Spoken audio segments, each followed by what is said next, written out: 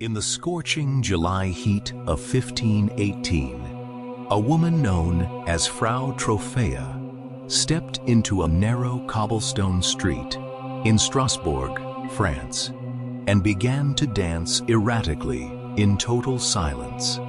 She had no music, no joy, and no sign of stopping. Day and night, despite blood soaking through her leather shoes and utter physical exhaustion, she continued to dance for nearly a week. Within days, the compulsion spread like a contagion. 30 more citizens joined her in the plazas. By August, over 400 men, women, and children were trapped in the same frenzied trance. The mania turned deadly. As the summer heat soared, dancers collapsed from dehydration, stroke, and sheer cardiovascular collapse, with reports claiming up to 15 people dying each day. Desperate city leaders consulted local physicians who declared the affliction a natural disease caused by hot blood.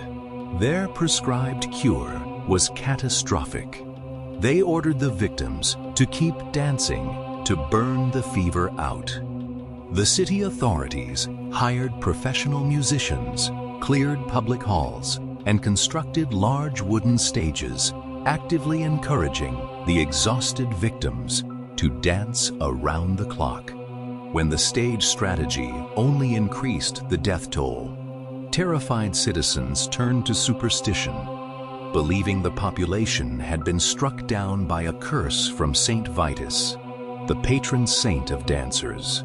Authorities rounded up the surviving dancers and transported them in open wooden carts up into the Vosges Mountains to a remote mountain shrine dedicated to Saint Vitus. At the shrine, the afflicted were given consecrated red shoes, sprinkled with holy water, and led around an altar holding small lead crosses until the psychological trance finally broke. Modern scientists first pointed to ergotism poisoning from a toxic mold growing on damp rye grain that contains chemicals similar to LSD, causing convulsions and hallucinations. Yet, ergot restricts blood flow to limbs, making continuous dancing for days physically impossible. Historian John Waller suggests the true cause was a mass psychogenic illness driven by extreme famine, plague, and religious fear.